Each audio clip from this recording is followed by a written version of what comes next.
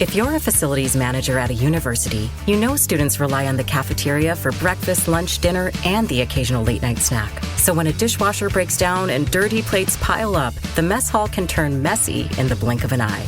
Enter Grainger.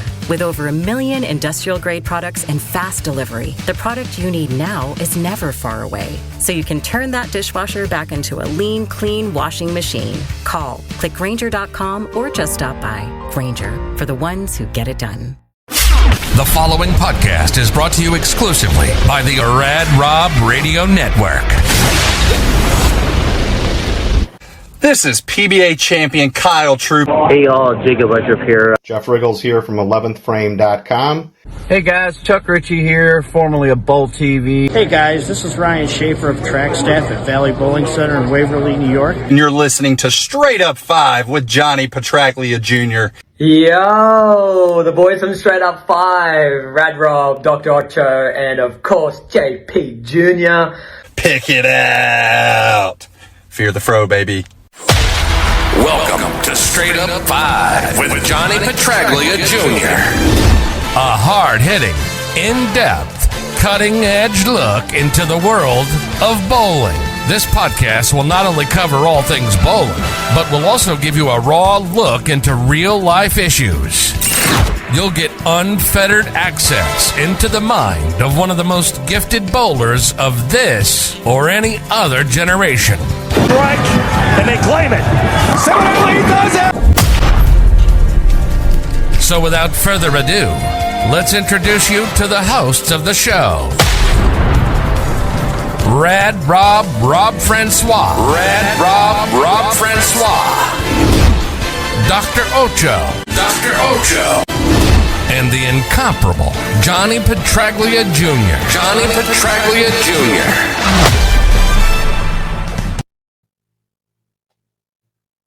Where am I?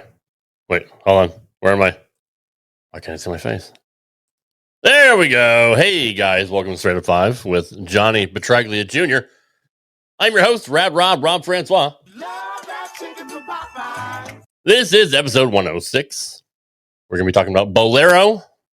I alluded to last week, Jeff Riggles had a post about how horrible Bowlero is. We'll tell you why they are now. I mean, we know they are for many, many reasons, but this new one really just kind of shocked me. So, good evening, Linda Camp, John Sperone.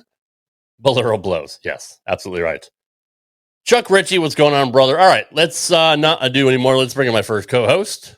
He is not with my second co-host, or the star of the show, actually. They are separate tonight, which is unfortunate. But they're still both here. Let's welcome the man with the golden mask, the largest peaks, Twin Peaks. That was a great show, by the way. What's up, Crambone? Yeah, I got nothing. I've literally introduced this guy probably about 215 times over my illustrious podcasting career, so I'm just running out of things to say about him. So, hello, Dr. Ocho. How about stop trying to be funny when you're not?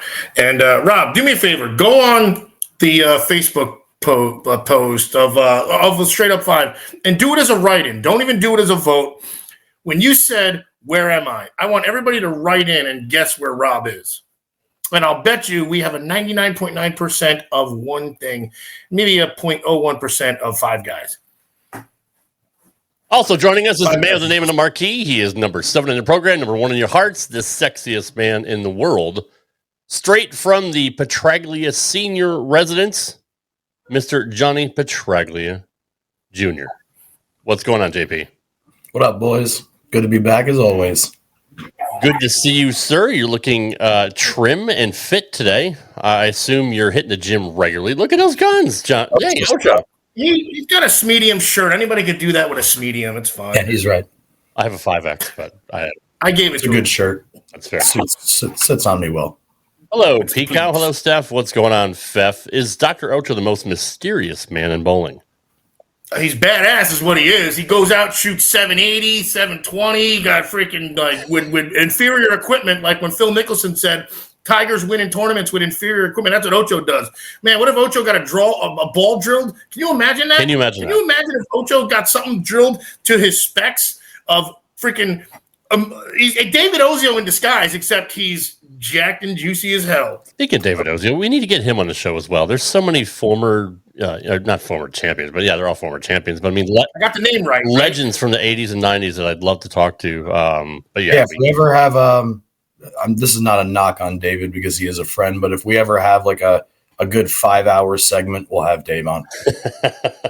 A good old Derek Michaud show, right? 4 hours. Danny Wiseman on steroids. The man is long-winded and intelligent, and that makes for pretty long answers. Jeff Cox is here. He says, I'll bowl Ocho, and I'm old. You should. I won't bowl Ocho and how old, I'll tell you that. You shouldn't. Sperone says, we wear caps and sleeves at this level, Ocho. Yeah, this ain't the California Penal League, but I do what I want. And I feel like a banker when I wear shit like this. So, hey, Moselle Henry. Hello. Welcome. I have a food story real quick before we get into the bowling. Shocking! Can't wait to hear it. Did you even have to say it? Did you even have to, even intro that? Go on. I went. Tell your story, Sappy. Jesus Christ. I went to McDonald's tonight. Shocker again! I'm actually got again. Could have been just. This could be a sorry, Mad sorry. I went to noun, and or this should be a Mad Libs, and 100%. I got the adjective 100% in the bathroom. Can I go now? Yeah. So you're at McDonald's. I went to McDonald's, and one big pet peeve I've had about McDonald's for the last few years is they changed their quarter pounder patty to fresh beef, which and kept the rest like regular, I guess, like their double, their cheeseburgers and double cheeseburgers and all that are the original meat, I guess. Does it actually not taste good for real? I'm not even kidding. So the fresh beef don't taste as good as it changed the flavor of what I'm used to as McDonald's. Like it doesn't taste like McDonald's anymore, and my wife likes it, and she hates McDonald's, so that tells me right there that there's something wrong with it. But that being said, I actually ordered one tonight, but for the first time in my life at a McDonald's, I didn't order it the way it came. I actually ordered it with mayonnaise, which I've never had from McDonald's. You tried to make a Whopper, basically. I tried to make a Baconator, honestly. I had mayonnaise, ketchup, and bacon and onions, but I threw onions on there. And let me tell you this, it changed the way I feel about the quarter pounder. Actually, it made it somewhat edible. Rob, you strike me as a dollar menu guy, though. They don't have it. Or you're a meal guy, right? The fries, the soda, and all that. Yes. And there's not really a dollar menu anymore, honestly. Once they started, so they used to charge $1 for 4-piece McNuggets, so you get 8 McNuggets for $2, and 6 McNuggets were like $2.80. Yep. So I used to take good advantage of that. It's protein and it builds muscle when you actually exercise. There you go. Which I should. That's right. But they have the dollar menu is now like the $8 menu, because I used to walk out with $4 worth of stuff and have like 4 McDoubles, 2 McChicken sandwiches, all the barbecue sauce, and their barbecue sauce is the best thing ever. Let's be honest. They should package it and put it in the damn store. We've had that discussion. McNuggets with barbecue sauce is life-changing.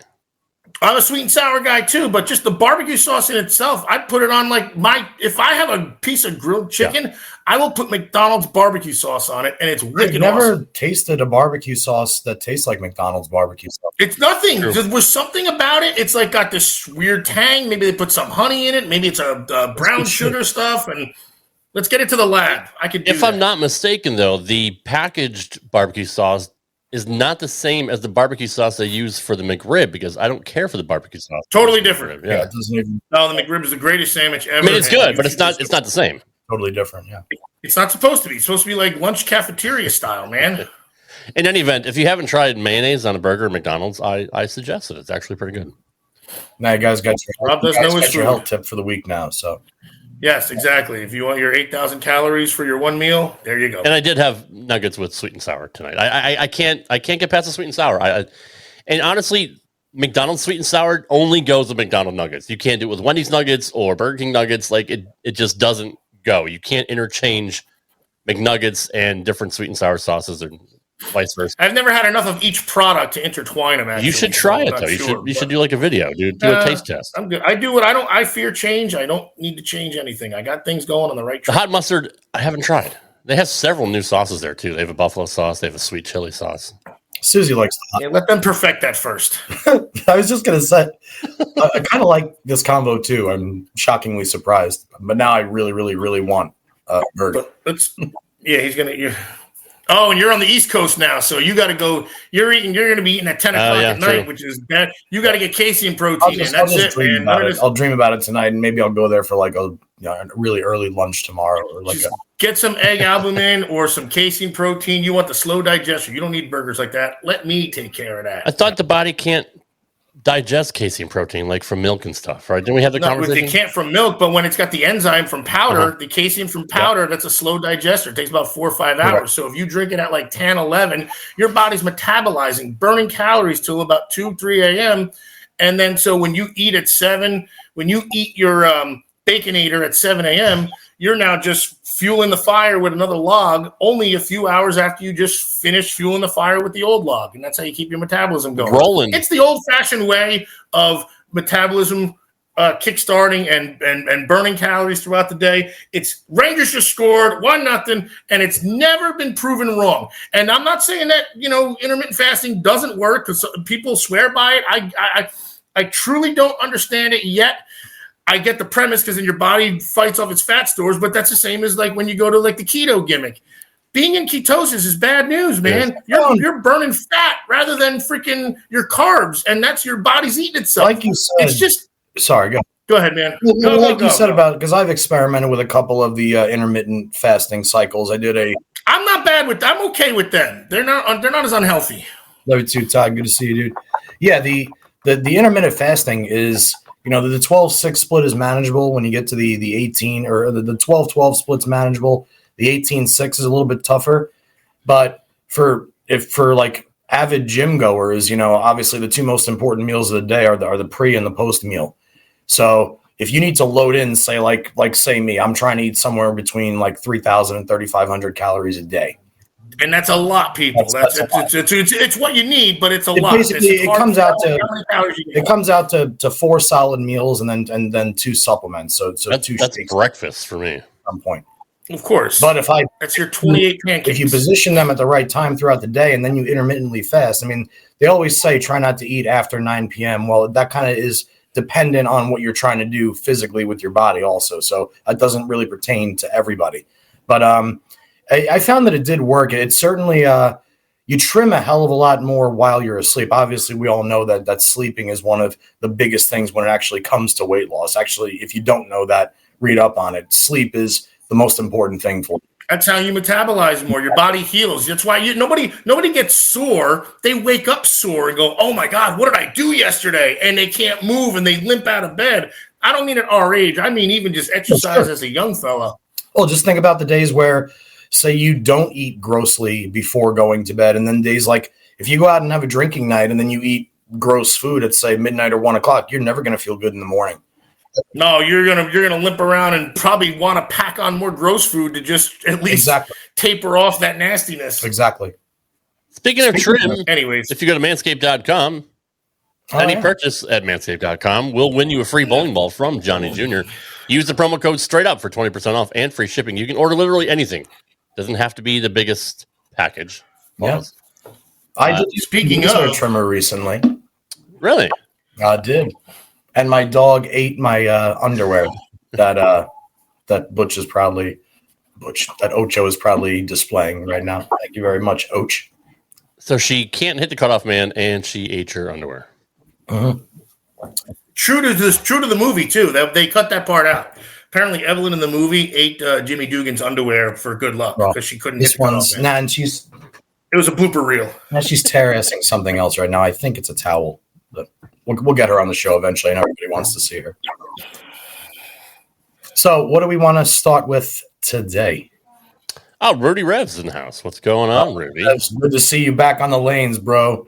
That was like I've been watching his. I've seen this year.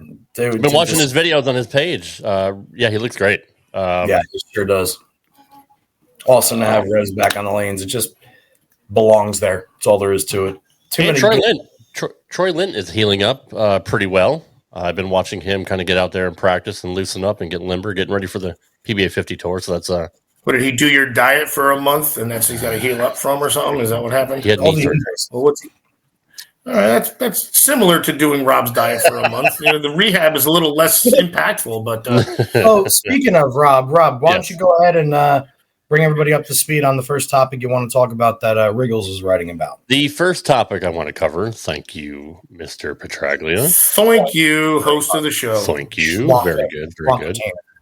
If I can get the right. No, that's not it. Let me get the right. I do. Yeah. Rudy signed with Radical today. How about that? Did he really? Certainly. I know these things. He sent me a DM earlier. I was supposed to promote it. Oh, he just wrote it right now. He just wrote it right now. Congratulations, Damn it. Rudy. Sorry. That's awesome. He told me like weeks ago, and I kept forgetting. Sorry, guys. Sorry. Trying to find. I have so many screenshots here, and I can't read it because they're so fucking small. Awesome. Yeah, my bad, guys. Give me a second to fucking figure it out. There we go. Nope. Hold on. No. Wait. Wait. Hold on. They're out of order. God damn it! We got a lot of imbeciles of the week this week too. Hey, why don't you filibuster while I try to figure this out, Johnny? First, let me research what that word means. Sorry. Oh, Jesus. Well, actually, you know what? If you have the most recent picture I sent you, that's actually the first. Yes. Very good. There you go. Thank you. For those of you that don't know or never had the pleasure of meeting this fabulous woman, our deepest condolences to the Scheitzak and to the Sharp family. This is Michelle. Unfortunately, lost her battle with cancer, and it's a little. I'm already an emotional enough person, and I didn't get really a chance to properly say goodbye to her before I left Vegas, but she was one of the good ones, and it's just really, really sad that she's gone. So to our entire family, from everybody here at Straight Up 5 and anybody that ever knew Michelle, I mean, rest in peace, girl. You were just a real, real good egg, and you're going to be missed. So I just wanted to take a couple of minutes there for her. Yeah, really sorry to hear that, John. It's never good when you ever lose a friend like that, especially cancer sucks so much. And it's funny, like going to my Sunday school class, we always have prayer requests and stuff like that, for whatever's going on. And honestly, like 9 times out of 10, there's at least 5 or 6 people in the room that all say we need prayers for, my friend has stage 5 lymphoma or Hodgkin's, or we have a couple that has a 9-year-old with a brain tumor. Like, I don't know if it's in the food or what, or cell phones or what, but it's like, it's so crazy how like cancer is so prevalent right now. Like more than when we were kids, right? And teenagers and in our 20s. Like now it seems like everybody knows somebody that has cancer. So, well, you know what it is? That's one of like, aside from all the wondrous and amazing things that social media and the access to information that everybody has now, all the good it's done, the bad is like you can't make it through a day without hearing bad news. I mean, yeah. We lost we lose people we got to hear about it every single day. It's you're almost like half afraid to just open anything up. At least back then it was like just the news had bad news. I know. If you're somebody called your house line to tell you, hey, this guy's not doing good, why don't you send him a card or something like that? Now it's the first thing. It's like, oh shit, you have 20 common friends with this person. So here's the worst thing that happened in their life today or their friends' lives today. So now you got to hear about it. Yeah. It sucks, true. Man. And like I meant what I said about her. That's Michael Jackson wrote a song about Ryan White who died in 1992 from complications with a very well-known virus, and the song was called "Gone Too Soon," and she's just gone too soon. That's all. So, next subject before I don't want to be fucking crying the entire show. Yeah, no, I hear you. Nico, I don't know if you saw my post in the group. Congratulations to Bill and Barb Crispin on going to PB Hall of Fame. Yes, I did see that, and thank you for a regular contributor, Nico. We appreciate all the stuff that you bring to our channel and our group. But yes, first subject, and I'm very sorry, John. Again, that totally sucks.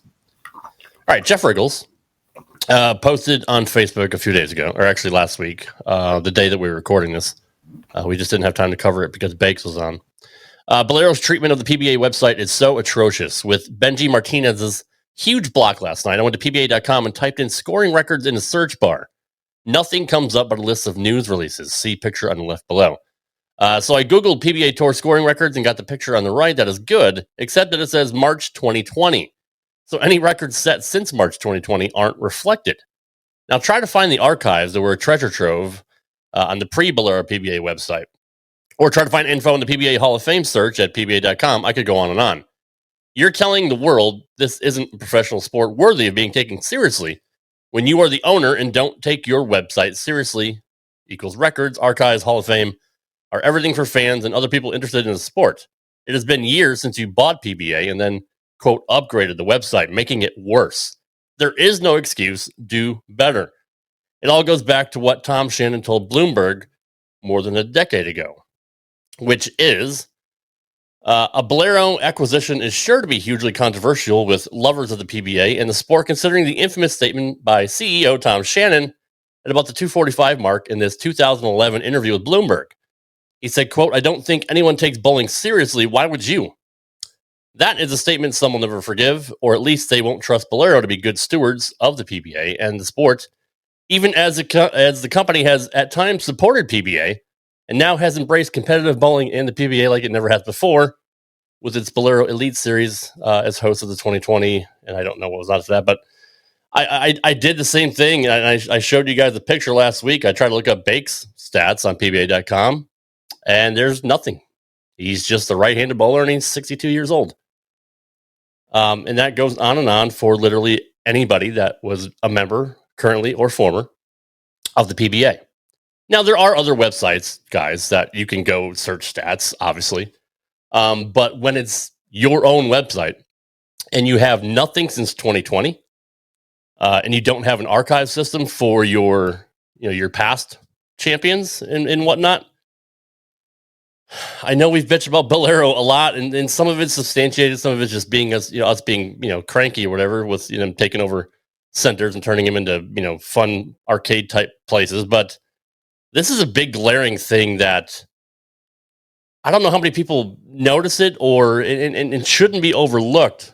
You're not going to be credible in the eyes of anybody else as a legitimate sport. You're only going to be a hobby if you can't properly give people information that they're looking for. What do you think, Johnny? I agree with you 100%. Can you hear me? Yes. Yep. Okay. I said I completely agree with you, and it's there really is no excuse for it, honestly.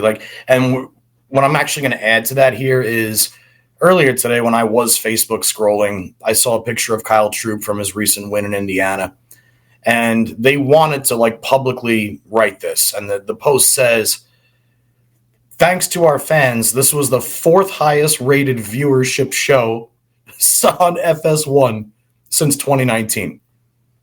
That stat makes us sound cheap. Yes. Since joining FS1 5 years ago, this was the 4th most viewed show ever. Awesome. Get the fuck out of here with that nonsense bullshit." But when I go and try and find out about, we'll just use Mark Baker as the example because you just brought him up.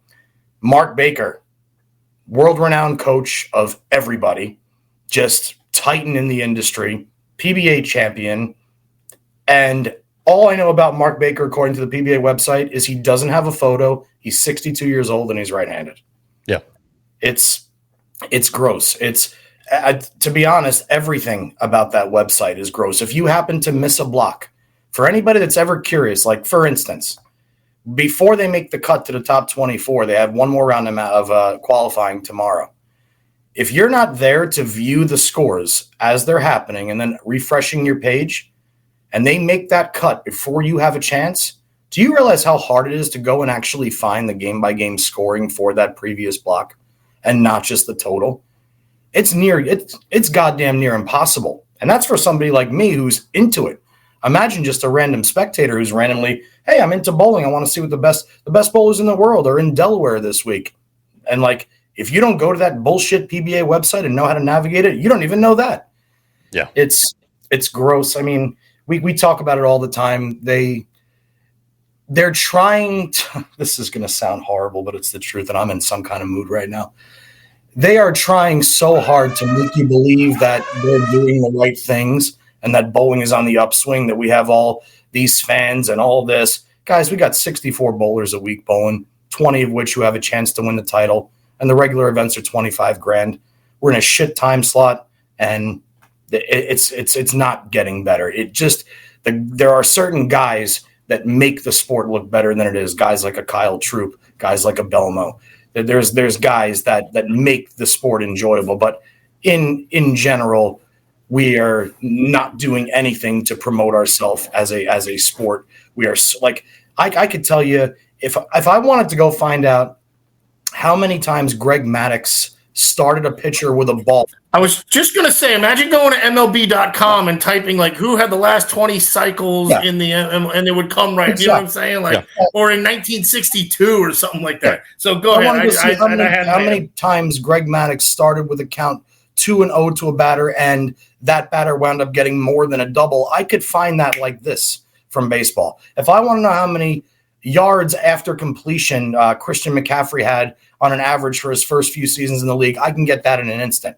But if I want to know what the PBA scoring record is, the only way I even know that it's higher than Benji's is because A, I know, and B, everybody was talking about how close he was to setting the record. So like you said, it's gross. It's their lack of It's like a high school when you hear about like high school records. Like, what's the true way to look them up? Like back when I was in high school, you'd only hear. We didn't have and they probably kept better records than they are doing right now. But like the high school would be like, yeah, here's the fastest guy who ran track, and you could find it, but it was like archived in the library. You had to find someone to get it. It was difficult. Yeah, it's just not. It certainly isn't the most conducive to checking for the average crambo. Oh, we have new PBA Leaf trading cards.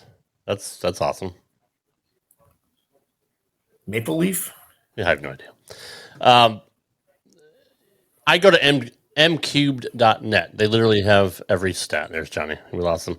I go to mcube.net and they have literally. But how would somebody even know that? You though? Like, it doesn't have anything to do with bowling. You'd have to Google stats. Like, and somebody mentioned earlier, Wikipedia has most stats for just about every bowler.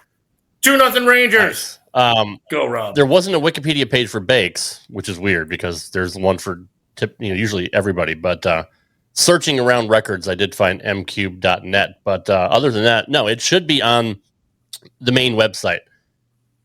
I know they're not pulling in as much money as other sports, but you can't tell me they can't assign a couple people like in the social media department to just fucking look up stats, probably on Wikipedia, and just transfer them to the fucking PBA website. Like, pay me to do that. I'll do it for you. It's fucking it's stupid. And Wriggles was right on. Like, it's embarrassing that it is. The PBA can't. Bowlero doesn't put enough into it. They have an investment. You want to get a return on your investment. The only way to get a return on your investment is to make it appealing to other people. Which, look, I'm gonna give them this. They're doing a better job this year, like including the new All-Star weekend and stuff, which unfortunately Belmo's not gonna be a part of. He mentioned the other day, but skills competition, trick shot stuff. That's gonna be fun to watch. And vote in stuff for young guns and get to play with old pros. I think Norm's going to be in it and Pete's going to be in it, and Parker, I believe. I hope so, Rob. Because honestly, not to cut you off, but that's fine. They've tried all of this before. Like there was Maximum Bob says I can sign up for tourneys okay on the site though. Yeah. What's up? Sure. What's up, Bob? Good call, Robo. Yeah. But like for instance, the skill shots. We had a PBA skills challenge segment back when Miller High Life was actually a sponsor, when all the pros were wearing those goofy ass yellow retro jerseys and all that shit. And after a while, there's only so many trick shots you can do on a bowling lane. And there's only so many trick shots that actually have that much appeal that a viewer thinks that they can't do. My dad and Roth started the Flying Eagle. I know that Barnes made it more relevant and famous in this day and age. Right. But one of the original Brunswick commercials was the trick shot video with Dad and Mark Roth doing the Flying Eagle at the same time. That was cool because even though it's a relatively easy trick shot to pull off, it looks very, very difficult.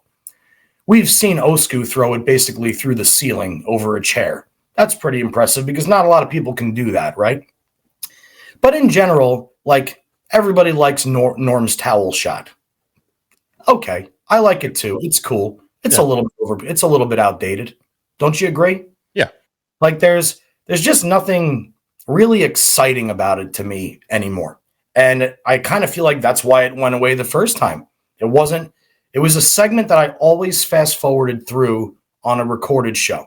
I would never, ever, ever watch the skills challenge. I just wouldn't do it. It just wasn't fun. So I don't necessarily think it's going to be exciting now just because you're trying to reincarnate it into this all-star weekend. Pete, love Pete to death. Pete looks like he's having a hard time. Mm-hmm. I mean, I'm not going to, he's one of my favorite people on this planet. He always has been, but he did not look healthy at his namesake event. So I'm not sure he's going to look too healthy in the all-star weekend. I hope.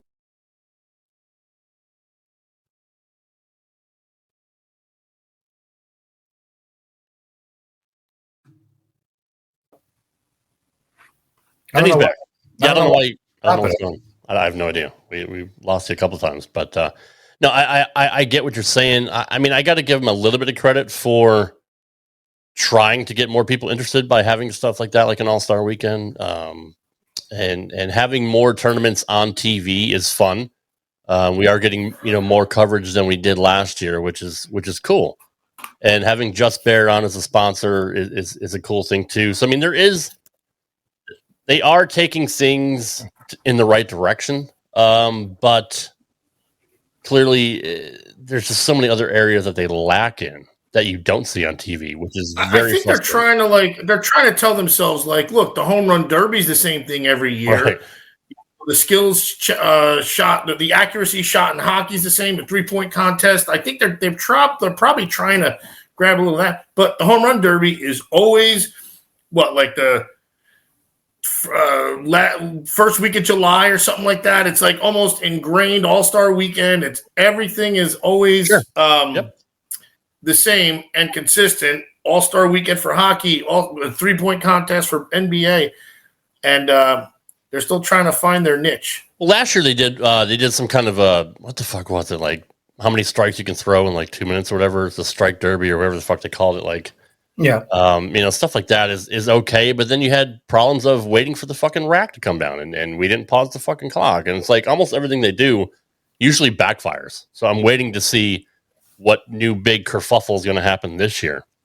But if Bowlero isn't willing to fix it, why don't they just sell it? Like, why are they hanging on to this IP if they don't really fucking care what they get out of it? I don't know. So I don't want to tell you that I know it and not know. All I know is that we all want them to do better. And for the most part, let's see what Rob has to say, because Rob usually brings some real shit to the table. They need to stop focusing on trying to attract the fringe outlier fan. It's been 20 years of this and it isn't working. They ended up losing a bulk of the diehard fans because it's viewed less as a respected sport and more of a circus sideshow. I couldn't see the rest of the post, but I could not agree with that anymore. 20 years ago, when they brought in Steve Miller from Nike, and they said, "Oh, there's Sam to say hi to Ocho." When they brought in Steve Miller from Nike, happy birthday, Nicole. Happy birthday, Nicole. The first thing that he wanted to do was make it more like the WWF. He wanted people talking shit to each other on TV. And I don't know about you guys, but to me, the most unnatural thing in the world is to make guys like Amleto Monticelli force them to talk shit. Amleto Monticelli has never pointed at anybody, grunted. So he's never done anything more than fist pump on television. Right. But right then and there, when you have guys that are like sweet as candy and nothing like that, and you're trying to force them to be people like a Pete Weber who do it naturally, or a Jason Couch, or a Brad Angelo, or guys that are just fiery like that and like to get in your face, it's like it's going to a really, really bad local play, like local theater. It's like watching shitty local theater because you can tell that it's fake. You can tell that it's staged.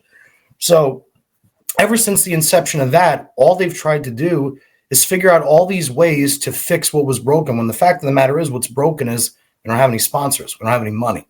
Because once you have sponsorship and money, it doesn't really matter what you do. You can do it effectively, right? Yeah. Which is it's a shame to say that, money it kind of is the root of all evil in this respect, because we can't advance in a way that people with money can. And they've tried all these different ways to get money from billionaires outside of the bowling world, i.e. the Microsoft guys. Yeah. They're trying to, their hand is so forced right now that they've just, like Rob said, they've been trying to do this for 20 years and it's just flat out not working. Mm-hmm. I mean, Jesus Christ, how many more years do you think it's going to take to lose the remaining 1.8 million members from the 8 million that we had 40 years ago? You'd almost hope they're so hard. I don't want to say hardcore. They're just super fans that you have them almost as a failsafe, but it's clearly not enough. Yeah. I mean, there's bowlers and league bowlers that watch bowling, but as far as a spectating sport, it's just for some reason, and that's where they're at. But you're right. It's the sponsors. Because when you got sponsors, you got the money. When you got the money, you're on the television. When you get the television, you're on the right time slot. Mm-hmm. And now we don't even know what the time slot. It changes tonight. This week it's Saturday night. Next week it's Sunday. It's just Sunday. It's at 2. If you're not watching cable television, if you don't happen to have FS1 or Fox on to see what time the show is going to be on, whether it's Saturday or Sunday, you have no idea if that show is going to be on FS1, FS2. You have no idea if it's going to be on at 1:30 or 7:30 in the evening. Yep. There is for instance, the greatest thing about football, like when I lived in Vegas, 10 a.m. on Sunday, games are on. Yep. I'm in Jersey, 1 p.m., games are on. I can take care of all my other shit that I have to take care of. If I want to go watch the Jets at 1 p.m., I can go watch the Jets at 1 p.m. Which nobody would do, but I get what you're saying. I mean, who does want to watch the Jets, seriously? True story. But in bowling, it's like, oh, shit, the show's on at 7:30 this weekend? Well, fuck that. I have a birthday. And a lot of times it's preempted. Yeah, a lot of times it's preempted. And you got to go to FS2. You got to go to FS2 in order to watch the beginning of it, because FS1 still has a women's college basketball game on, and FS2 is able to interrupt chess, right? And then they can go back to FS1 for your regularly scheduled program at 7:45 rather than 7:30. Well, look what happened at the U.S. Open. It was it's going to start at 3:30, but then even the guide on the television said that. Right. Yeah, it's going to start at 3:30. Oh wait, no, we forgot about the pre-recorded fucking. If I was that handsome, show. I wouldn't mind being frozen like that. Like it's almost like he looks so good. Yeah, but I am. I mean, clearly, ladies, I'm more than just this. I'm a mind. Eric Knudsen says back in the day, ABC had it every Saturday at 3 p.m. So I mean, yeah, that's true. And we have a lot of new people on YouTube tonight. Thank you guys for watching on YouTube as well. Thank you, YouTube. Those of you on Facebook, if you haven't subscribed to our YouTube channel, just search Straight Up 5 Podcast and leave us a sub. Comment on our videos, like our videos, share it with your friends, get the word out. We're almost up to 500 subs on YouTube now. So get the comments in there, because I want to see how bad Rob did. Start with that. Nobody wants that. Let Rob know where he needs to improve, because I tell him he just don't care. He don't hear it from me. Skyers is right. Fanta. I don't need to. I like to drink Fanta, but John Fanta sucks. I can't stand. He has no charisma with Randy. The rapport is horrible. I don't know if they just fucking close their eyes and pick the name and drew him out of the hat. Like, you never know who's going to be on Fox with Randy. At least Randy is every week. But fuck, Fanta sucks. I agree with that. I like Fanta. They got good grape soda. I like their orange one. Oh, beat me to it. Sorry, I don't know why I keep getting disconnected. It is hella. I just said hella. Hella, Wendy. Yeah. Welcome to 2002. All On right. the outside, and I have a feeling that maybe disrupting my internet connection, even though my internet hasn't failed once, or at least, anyway, it doesn't matter. That's quarantine lady doing that to you. She's upset. Pineapple Fanta is I'll really just good. stay awake the next time I come over. No, she is. That was a pose. Nico says he doesn't know when to shut up and let the moment breathe. They were talking over Kyle celebrating last weekend. Yeah, and he's like yelling in their backswing, and like it's horrible. I'll never say anything bad about Dave O'Brien or Rob Stone. It's actually what Belmo said. I won't say anything bad about Rob Stone ever again. Did you combine two names? No, you said Dave LeBrien. Dave, Are you talking about Dave O'Brien? Dave O'Brien. I thought it was. Isn't there a Lamont and Dave Ryan? There's a Ned Lamont, and isn't there a O'Brien somewhere? No, maybe it's. Maybe I don't know. I'm just trying. I know there's a Dave Ryan. Because we're kind of just babbling here. We are. Before we keep going, I have a question for the people in the chat as well as you guys. If you guys saw the show this past week in Indiana, how do we feel now? Granted, I love reading. I love it, and I especially love authors like Joe Dispenza, Esther Hicks. I love self-improvement books. I mean. Yes. I thought it was Dave Lamont, by the way. You're still on that fucking thing? Both of you? He will. Chuck just freaking gave it to me. I'm listening. Chicken soup for the bowler. I got you. Right. You're all in. One of the most recognizable faces in our sport and the champion was sitting there reading a book. The entire time, actually. And I personally sat there and said, talk about making this look like less of a sport. Yeah. This is the way to do it. You're bowling for $25,000, a PBA championship, and you're sitting there at Barnes and Noble. He wasn't even there. He was. Oh shit! I thought he was going to say something. But that's. I mean, so I figured it was like he was on this chapter of like self-help and like when throwing your last shot. Like I swear I was like, I wish they would have referenced it because he'd have been like, well, I was looking at my notes from my sports psychologist or something, but never even came about. And he's just sitting there hanging out at Barnes and Noble having a caramel macchiato. It looked like we have varying opinions. That's kind here. of what my point is, and oh, Rad Rob, he did ride. We got to get Johnny Senior to switch over to Google Fiber or Apple Fiber. Can you hear me? No, I can hear you now. Yes. Oh, now we can hear me. Yes, sir. I'm sorry about the connection, guys. It's really fucking aggravating. This. Whenever you get unfettered, it kind of like cuts out. But not allowed to be fettered anymore, I guess. What I'm saying here is we already have conflicting answers coming in. We have people saying that it wasn't distracting the other bowlers. We have people saying that it shouldn't be allowed. We have people saying that he didn't look up. My thought here is it's the lack of engagement. It's, dude, if I'm bowling for a PBA title, I'm bowling for a PBA title. And this is not a knock on Kyle. It's a knock on what it looks like, I would say, to the few viewers that we have left. Like, is this, I don't know. I think Kyle is not a cocky person. He is so well-mannered. He's so perfect for the sport. And it just seemed to be like a very, I don't know. I just didn't like it. I just didn't like it. And I was curious and it seems like most of the comments that are rolling in, people seem to feel the same way.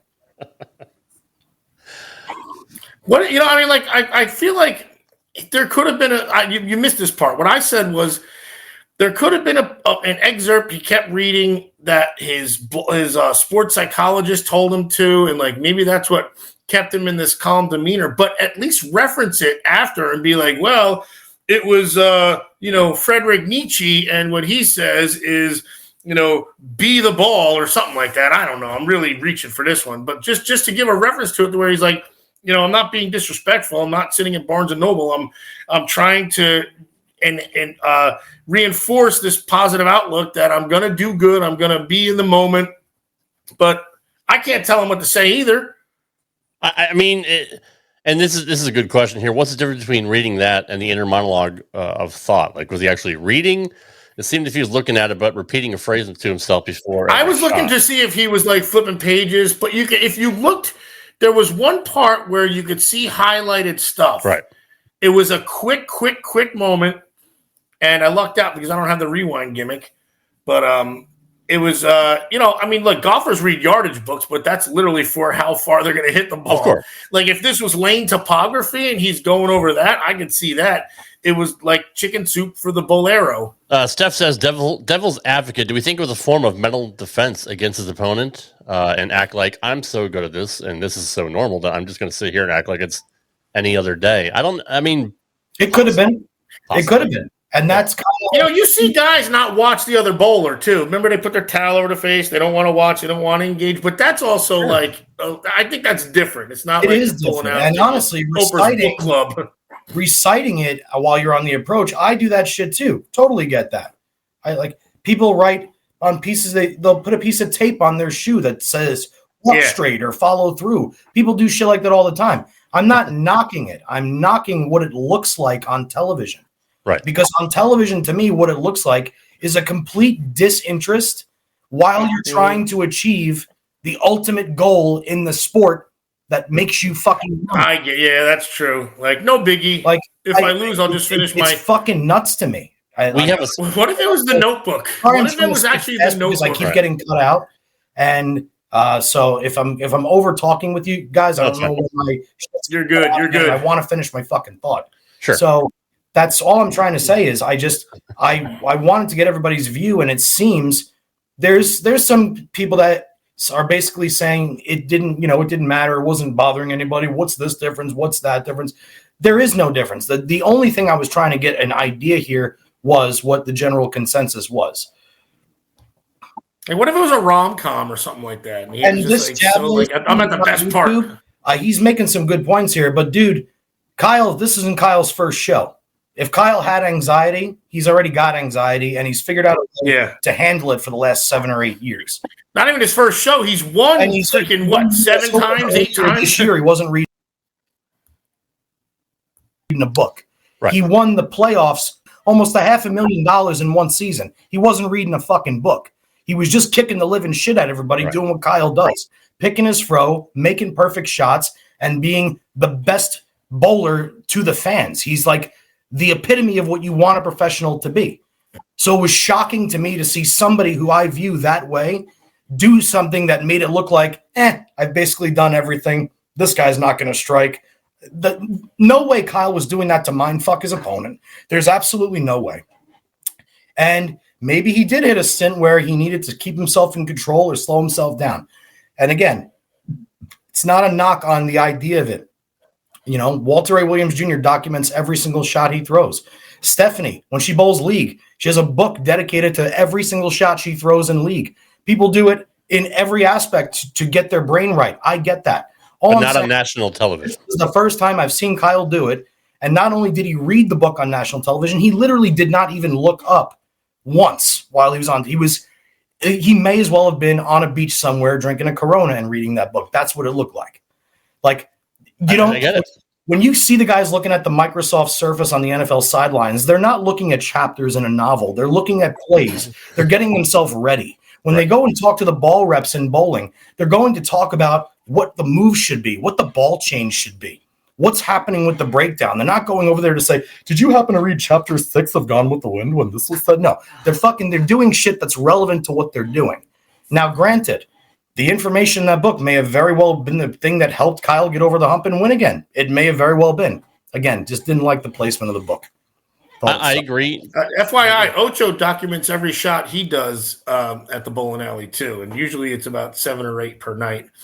And I still have a legal pad that says how many I've done, and the caloric intake, and how many ladies I was with afterwards. So that's just for Ocho's purposes. I document things too. Ryan Galley, yes, that's 100% where you want to be mentally, 100%. But it's not what the viewers want to see. Agreed. I'm not talking about. You think they'll say it looks too easy, basically, or just like because everyone, like you said, because the other guys were at the ball reps and like, oh man, imagine peeling off too soon. It being the bottom of the 9th, and your guy gets up with 2 runners on, and you guys are down 2, and he hits a home run. And as he's trotting around the bases, he's reading a book for the baseball. Or when he steps on home plate and people go to give him a high five, he grabs a pamphlet out of his back pocket and says, "This is the best part of my book." Give me a little. It's fucking horrible. These are good points. George, I know, dude. I'm sorry. It's fucking gross, man. I got to come see you soon, dude. I'm leaving. Check out Vegas. Georgie Shore for a badass haircut. I'm ready. Go to sweetblends.com. That's SUITEBLN. There it is. George, what can you do with this gimmick right here? Sweetblends.com. Come on. To me, it's disrespectful. My own professional manscaper. I don't. Unlike. Well, hold on now. At least, okay. Well, guess what? A new advertisement for next week. Johnny getting manscaped by George. Look, brought to you by Straight Up 5. Michelle used to groom me. She used to take care of my back hair and all that shit. I look like the front hair. I look like Sasquatch now. So if it wasn't for George at least cleaning up the neck and the head, I would look like Rob. No, you don't. You could never do that. No, never, ever. Cripes. You'd have to wrap yourself in cellophane, mayonnaise, and another bunch of freaking, and then roll around in whiskers. Just to put a bow on this, because a lot of people think we, Sleep the Rack wasted too much time talking about the book thing, but it's to me, just looking at it outwardly. If I'm a casual fan, I'm like, what the fuck is this guy doing? That's disrespectful to his opponent, and again, it's not a good look. Like I'm watching this guy read a book. Like, who the fuck does he think he is? I am. Yes. Cool. So yeah, we got a split crowd on it. Some people don't care. Some people think it's disrespectful. So I don't know. What I do want to talk about that is completely disrespectful. Everybody knows the real Mr. 900, the originator, Glenn Allison. Who never got recognized from the USBC for his 900 that he shot, 50 years ago, something like that. But he is making history by being in, I think it's its 74th USBC Open Championships this week. I don't know the exact number. I'm sure Nico or somebody else does. But that's really, really cool. Number one, he's still alive to be able to do that. And he was young. Yeah, it's amazing. But Wriggles, again, who does extensive research on literally everything, mentioned that Chad Murphy talked about it, I think somewhere around 2016, 2017. He literally said, I've looked at all the records, I pulled all the sheets, blah, blah, blah, blah, blah. For whatever reason, certain numbers aren't recognized. It never really gave like a true answer. It just kind of danced around it. But he basically said that Glenn will never be recognized for throwing a 900 for whatever reason.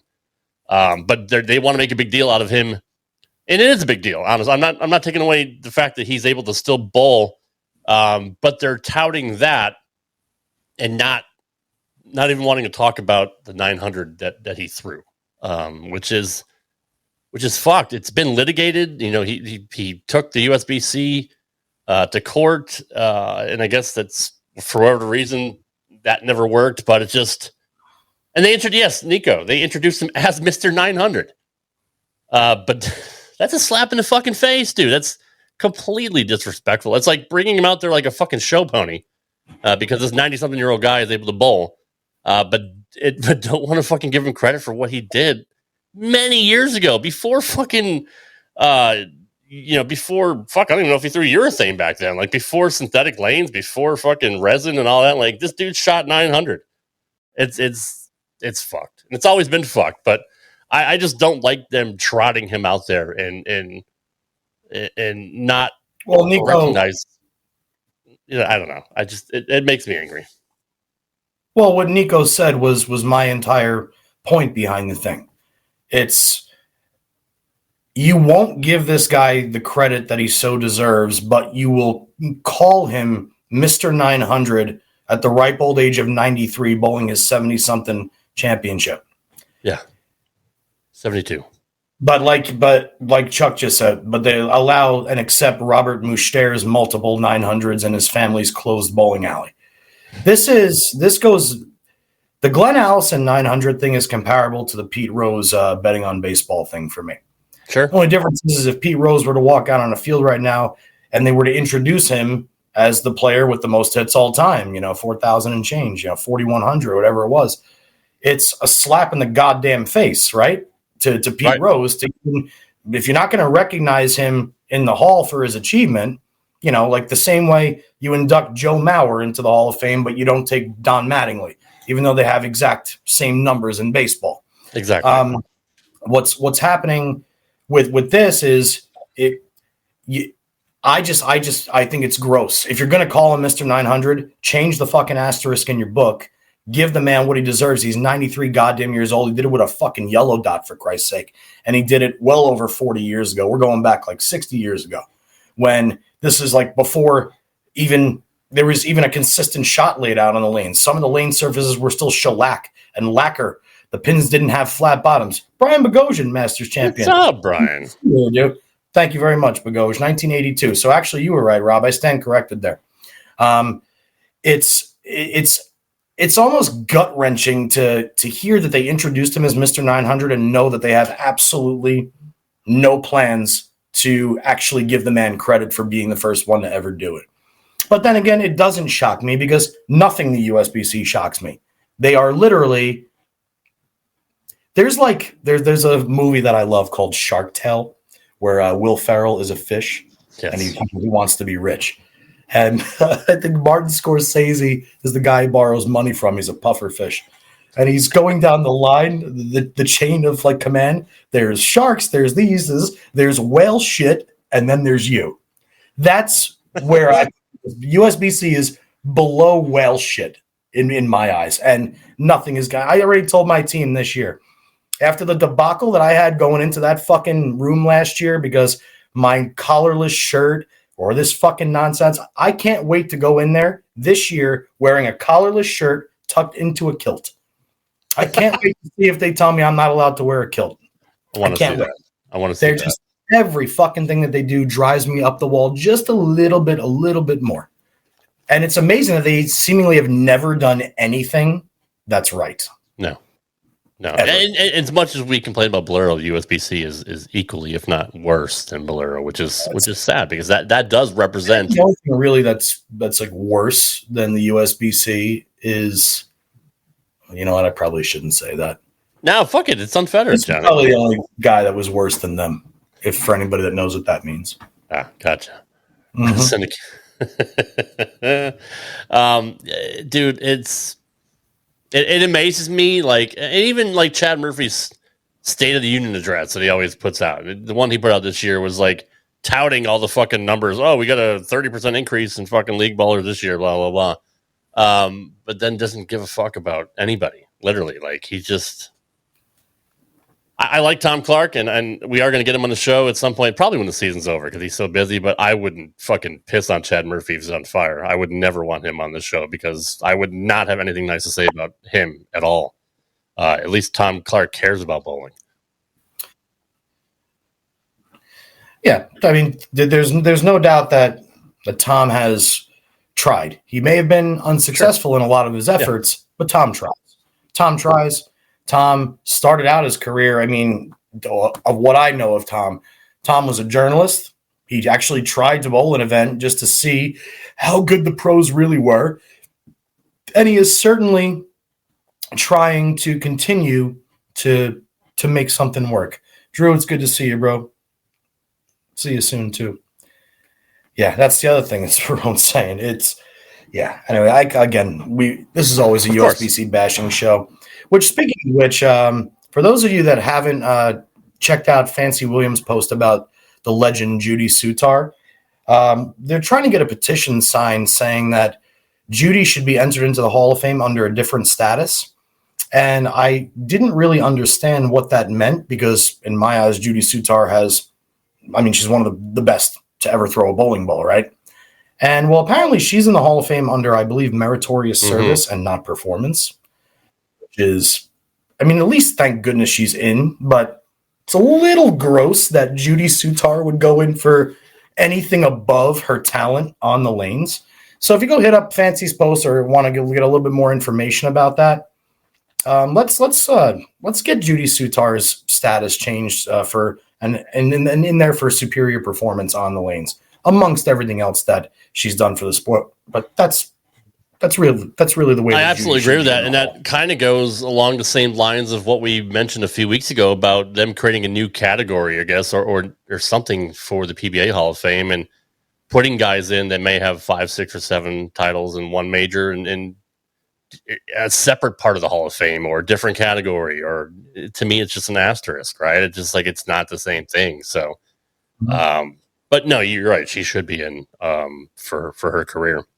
It just it's like a participation trophy, like your meritorious service. All right, well, I mean, how many people can they give that to? Like 30, 40 different people? Like what's the prerequisite for that? It's just because you're friends with somebody, or you know what I mean? Like there's no, I don't even know what the Sure. requirements are for something like that. But anyway, what else do I want to cover? Dude, your Hello Wind just started getting over here. I just heard my garbage cans flipping over. Well, it's funny because It just left here. So. You literally sent Hello Wind to where you should have been, and now we're suffering the effects. We had Halloween last night, so right. Maybe you'll lose your And maybe I connection won't. now. What do you think of And that? Because I got these. Blame it on the ring. How about to catch me outside? Yeah. Player of the year is starting to heat up, especially with Kyle with the second win. EJ making every fucking show, and you still got Bill O'Neill, right outside there, and like it's if Belmo would have played more this year, I mean, people are going to say like, oh well, maybe Belmo should be in the fucking top 10, but he takes all the like whatever. Like people just are dicks and want to fucking comment on what he does with his life. But that being said, the year isn't that long. I think we're even to halfway through right now. Who do you like, Johnny? Give me your top three right now. If the season were to end today, who do you think would make the running for voting for Player of the Year? Kyle, definitely the front runner, and that's going to be my pick for this year's Player of the Year. Period. Just based off what I've seen this year. Obviously, I think Nico Simo is always in the hunt. He's not my top three right now. But what I think is happening this year, the trend that I've noticed is with the exclusion of the purple hammers and the softer urethanes, the slow curve with a lot of down lane motion has come back into play this year more so than in years Kyle's past. an effortless guy too. Like just ball falls off his hand, has a late flip, and it's just all forward roll. And the other guys that you see, like it's not just like Zach Wilkins is a great player, but he didn't just wake up this year and all of a sudden he's a top 10 player. What Zach Wilkins likes to do is working this year. The same way. Scroggy, call it Scroggy.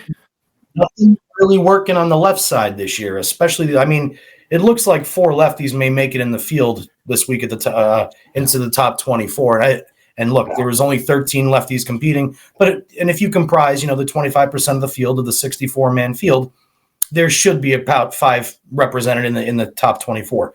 But what people forget to realize is the high lefty in the tournament right now is being out-averaged by the high righty by 15 pins a game. So once they get into match play, I don't know if it's matches or match play this week, eventually what's been happening on the left is going to continue happening on the left. So you will not see a lefty even in the Player of the Year hunt this year based on what we've seen so far. But the slow, curvy guys who, like, all of a sudden Christian Ascone is back up on the top. Why? Because he can slow curve it. You see all these. The guy who's bowling the best, and I would put up there in contention, is Bill O'Neill. Bill O'Neill is a traditionalist that can do virtually anything with a bowling ball, and he is figuring out a way to be in the hunt every week along with that should EJ. be Prather's bread and butter a little bit too. Like you'd think we'd see. I honestly don't know how he's done. I'm the guy who if you're on TV, I know how good you did. That's about I've watched him. So, he looks frustrated, honestly. Really, because you'd almost think like that should be his bread and butter, the slow hook guy. Yeah. You would think he hasn't been. He hasn't made any shows in a while. He's been having a little bit of a rough go and coming off of some pretty solid years. It's no wonder why Prather is frustrated. I mean, he's one of the best talents we've ever seen. My 3 front runners for the Player of the Year is obviously Kyle is way ahead in my book, and then I got Bill and EJ behind him. I'd like to believe that Marshall could be up there. Simply because I want Marshall to keep having an excellent year. I mean, who's having a good week so far this week is our boy Brad Miller. Yep. I root for him purposely just because of you. I do too. Of course you do. Just because you I want you upset. I want you on a level playing field. I don't want you Mr. Happy. This is usually the time that Steph comes in and tells me how great of a person he is, and then I remind her that I know that. It's just a personal vendetta I have with myself and my brain and his overall. I want him to win. I want him to win day, so we can have him on the show. No, but he might like one day. No, but it's going to happen. One day they're going to be at a tournament. Johnny's going to choke on a freaking grilled chicken sandwich, and Brad Miller's going to Heimlich him and mouth to mouth him and like be indebted to him for the rest of his life. That's literally what's going to happen. Let me die. Let me die. Kyle's going to do the mouth to mouth. Brad's going to do the Heimlich. I'm trying to think about how high the ratings would be if Brad Miller bowled Nathan Bohr on TV. I mean, I can't. I'm trying to think of like what match I'd rather see less than that one. We have a lot of new YouTube viewers tonight. That's really, really cool. I was just gonna say, special shout out to all of our newbies here. I don't even. You guys have been missing this whole That's time. True. I did feel bad for Marshall. Bowling balls on my arms, and they carry them in a bag. I do feel bad for Marshall, but he's bowling fantastic right now, and it's good to see that. Butters is on the cusp, and just seems to kind of lose it in match play. Who else? Kim Balaby is bowling a lot better right now, and is a very, very talented bowler. And he's just off at just a niche. But if it like we saw with Packy last year, you could just all things could click all of a sudden, and you go on a fucking run. So I mean, there's a bunch of guys that are in the hunt. You see, Rob, that's kind of the problem with the left side. It's the Mike Scroggins effect. Call it that. It can't just click. You either have to have the trick or accept where you're going to finish. And with these formats, these conditions, and going to say it, the elimination of certain bowling balls, it's very, very hard to keep up. We've seen this throughout history in bowling. This happens frequently. And then the problem is the minute you give the left a little bit of an edge or even make them, even or fair gutter to gutter, they still, then they get bitched at that the lefties are bowling too well.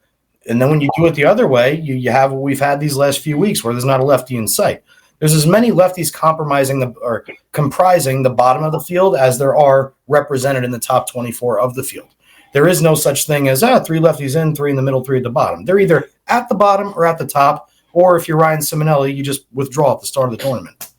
That's it. That's truth. That's what's happening out there. So this year's Player of the Year is definitely going to be a righty. It's most likely going to be a righty that curves it, and it's most likely going to be Kyle Troop. Nico, good point there. Matt Russo is one of the few. And again, who do you know on the left side of the lane that curves it more softly and throws it slower than Matt Russo? Less revs than most, and he's a slow hooker like the women I used to be with. Exactly. Yeah, totally. Me too. I mean, so that there are, and that's one. That's one lefty that we're talking about. What about guys with talent like, I don't know, let's just take a couple. Justin Knowles had a great season last year. Where's he been? He's at the bottom almost every single week. Actually, no, he's not at the bottom almost every single week. He's been towards the bottom these last few weeks. We talked about Ryan withdrawing. We talk about, I talk to Buttra frequently, and I've never seen Butters so fried out week to week about something, and that's all residue of what's happening out on the lanes. Things don't bother you as much if you can get there. But if you can't get there and you're literally doing everything you can to get there, that's when all the stuff that used to work and you're going, shoot, what am I doing wrong? This used to work. We're talking about Packy. When's the last time you saw Packy on a TV show? And where is Packy? Packy was, breakout year last year. We don't see him anymore. And again, it's all, unfortunately, one of the reasons why this sport isn't a sport is because there's too many variables that dictate who is the best. And the haters and the people that disagree with what I'm saying, they will sit here and say, I watch the shows every week. Those guys are hitting exactly what they're looking at. If you just practice and you go out there with the right mindset and you hit what you're looking at, you're going to come out like Napoleon Dynamite's brother. Usually what happens. I've been talking to babes all day online. That's not true. That's not true all the time. It's not fucking true. You can work your absolute ass off, but if you don't have any leeway and somebody else does, you can't keep up. You can't win. Graham Fa is the same way. Yeah, that's exactly right, Brian. It's suicide. You've seen him. You know how strong he is. Ian Lang is currently reading Mind Gym during league. Whatever he hits, he destroys. Yeah, I agree with that, Ian. Then again, Ian don't have to read shit. He just looks at the pins and very they fall. true. That's very Same true. as Ocho. But who was wanting to bowl me before? I stare at him like $6 million man, Steve Austin. And they're like, my bad. Just like my sleeve. What? My bad. I'll lay down for you. What? Christ. You said Steve Austin. I was just doing the $6 million man, you dummy. Who was his boss's name? His boss? Yeah, the $6 million the guy man's that boss. used to put him on the. I don't remember, dude. I just remember Lee Majors, $6 million man. We can rebuild him. We had the technology. Yes, absolutely. Here we go. That's a good segue, Johnny. It's about time. It's time for everybody's favorite segment. If you guys don't know how to use a seatbelt, just ring your call button and Tommy will come back there and hit you on the head with a tack hammer. You know, Lloyd, just when I think you couldn't possibly be any dumber. Here's the imbecile of the week. Some people are really stupid. All right, so I'm having a hard time because there's so much out there. There's just social media is just a treasure trove of fucking idiots. But let's start. You are going to post you, aren't you? Let's start with this one. Oh, never mind. Noel Junio from the Bowling Science Facebook group said, not that I need an excuse to buy a new ball, but and showed the picture of a cracked hammer NV Tour, which is, unfortunate. Look, there's many reasons why balls crack. I've had the same two balls for the last 30 years and have kept them in New England. And they're used just as little as the other ones. Kept them in the cold. I've kept them in the summer, in the heat, New England winters, and they still fucking roll and they've never cracked. So anyway, Johnny's fondling the ball. Jim Britt said, them old retired balls burn quite well at a campfire. To which Randy Kirkland said, Jim Britt, nasty fumes. No way that's a good thing. To which Jim said, not really if you stay upwind. New ball. That's homesteading 101. I'm a survivalist. Noel said, no amount of lessons is going to help the giant crack in the ball. To which Jim Britt also responded, I had the original Nirvana cracked around the fingers, so I super glued it back into place. It rolls like a charm on the fresh. I don't know if this guy's fucking trolling or if he's just an asshole. So Mike Davis says, it's from the gutter. The gutter has a little metal piece about 10 feet from the pins. Constantly hitting it causes the ball to crack. All right, I'm calling bullshit on this one, Johnny. Wouldn't everybody fucking lose their bowling balls if they fucking threw one in a channel because there's a nail in there? It's a very dangerous nail, apparently, that just fucking... That might be a joke that it's like he does it 45 times a game. Yes, Johnny? Yeah. I'm going to go with yes. So, yeah. Thomas Edwards says, so they can make more money. I've had about a dozen break myself. That comments like that really piss me off. Matt Barkle says something along the same lines. It's an effort by the bowling ball companies to get you to purchase more than one ball every 5 years. Look, you fucking morons. 5 years? They're warranted for 2 years. If you have a ball crack within those 2 years, they're going to replace it. Since they release balls literally every fucking month now, why would they even make a ball that would do something like that, for one? And number two, they can't make any money on it. They're constantly fucking, refunding balls or making new ones to send to you. Like, that's such a stupid back-ass fucking comment that I think that guy should be fucking in the running. But well, who's the imbecile? What was the imbecile? I mean, I think all of them are imbeciles to me. But I mean, I can. Well, here. Because I like the guy's original post. Bowling balls do crack, and like you just said, with the amount of bowling balls that come out on a monthly basis now, the production has to go down, compared to years past. The other thing is the exterior shell of the bowling ball is so much more shallow than it used to be, say, even in the early resin era, when most bowling balls were two pieces, like the Purple Hammer, But, their bowling balls are more subject to the elements when the outer shell is so thin compared to the thickness of the inner core and then the actual weight block. You drill into a bowling ball, you've got maybe, on most bowling balls, I don't know, 1/4 of an inch of outer shell, 3/8 of an inch outer shell. And so from there, let's say, just going from a place of the climate where it's like 100 degrees in the summer and then to a place where it's 10 degrees below. I mean, if you leave those bowling balls in the car, they're going to expand, contract, and eventually it's going to split that outer surface. It happens. That doesn't happen to urethane bowling balls. It happens to resin bowling balls. It happens to plastic and polyester bowling balls. So it is it's something that's part of the game. Bowling balls will crack, especially if you don't maintain. When I had my shop at Sunset Station in Vegas, if we didn't rotate the balls on the display balls on the wall every so often, just from sitting on one spot for too long, a ball can crack. A ball can actually crack sitting on a shelf wall. It could crack sitting on the floor in your house if you don't get it off. How about this asshole? Nothing cracks like a hammer. Yeah, he's trying to be cute. I mean, I'll give him that. All right, how about Peter Brown? Crack it in half, then you can justify buying 2 half balls to replace it. Not your fault they only come as a whole, so need 2 pieces to replace the 2 broken pieces you now have. I don't get it. He's trying to be funny. It's not though. It's not. It's very not funny. If that's an attempt to be funny, I want you to get that guy on the show so we can let him know from here on out. Okay. We're going to throw baloney at him through the computer, basically. Pretty much. Crack it in half. Then you can justify buying 2 half balls to replace it. Not your fault they only come as a whole.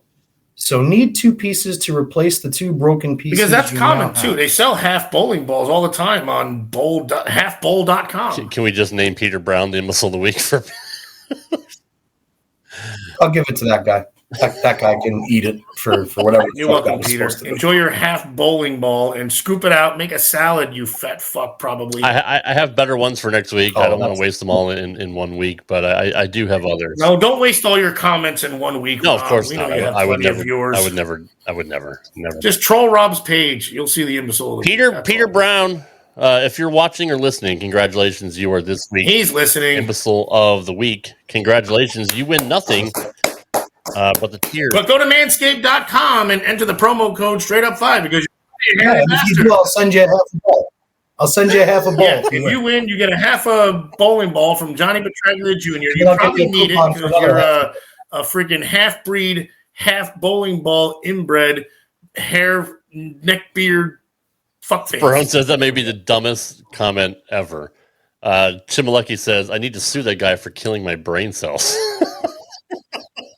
Well, there's no evidence of true killing, but like it's possible. And now we have to. Anybody who comments in the comment section about brain cells, then we might have a class action suit. Ocho knows this. Chuck Ritchie says, "How caught up are you on your emails? Did you get to 2019 yet?" We're not even close. We're at 2014 right now. I'm still going through the.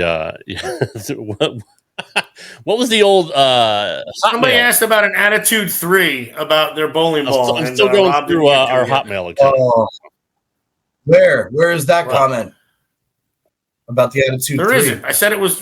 Oh shit! I know it's your favorite. One of your favorites. Because I had it. Mike Floor gave it to me, the bartender at the bowling alley. I gotta be a douchebag, Coach. Mike, all right, guys. Chris's brother, Mike. That's all we got for this week. What's our Twitter, Rob? Way to do the plugs. Way to get him in there halfway through the show like we're supposed to, you dummy. Nobody uses social media anymore, Ojo. Nobody. Doesn't matter. You plug the show. We're straight up 5, not at the end. We're in the halfway point. And look at your Twitter. It's going to blow up. When everybody tweet Rob and ask, and he says, "Where am I?" Just put your response in. Right at the bottom of the page. It's not a fill. It's a fill in the blank. It's not a vote. You fill in the blank.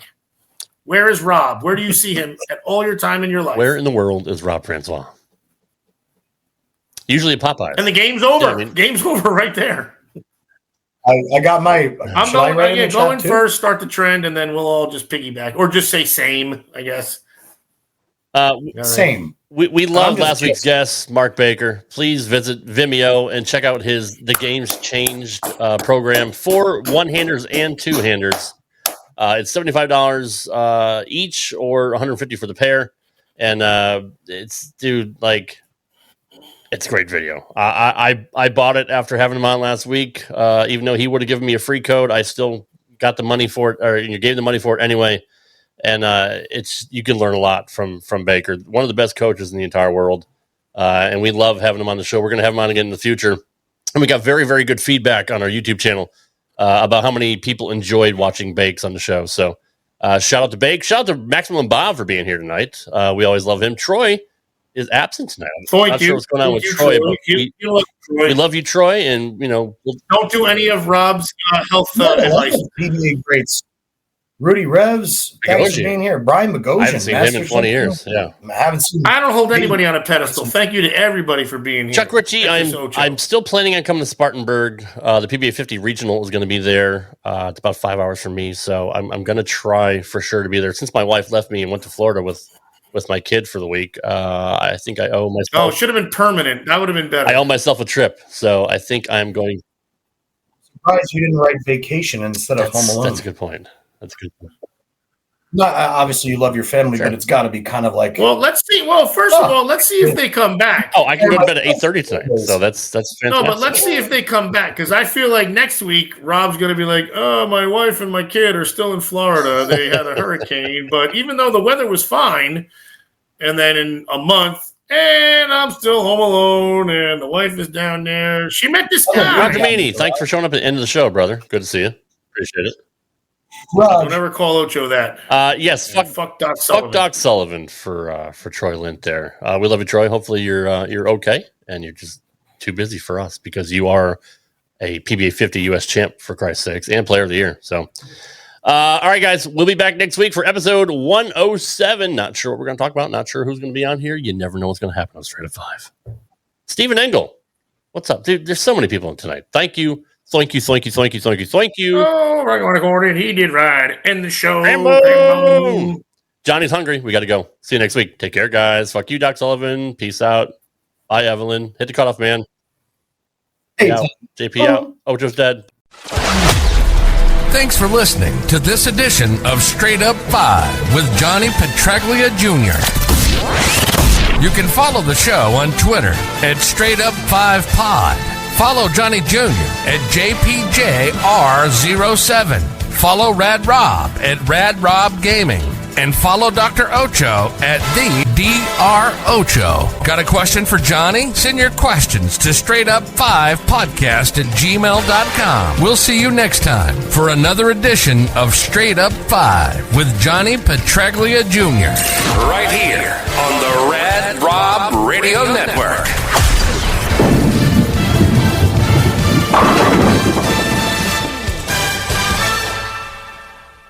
If you're a facilities manager at a university, you know students rely on the cafeteria for breakfast, lunch, dinner, and the occasional late-night snack. So when a dishwasher breaks down and dirty plates pile up, the mess hall can turn messy in the blink of an eye. Enter Grainger. With over 1 million industrial-grade products and fast delivery, the product you need now is never far away. So you can turn that dishwasher back into a lean, clean washing machine. Call, click Grainger.com, or just stop by. Grainger, for the ones who get it done.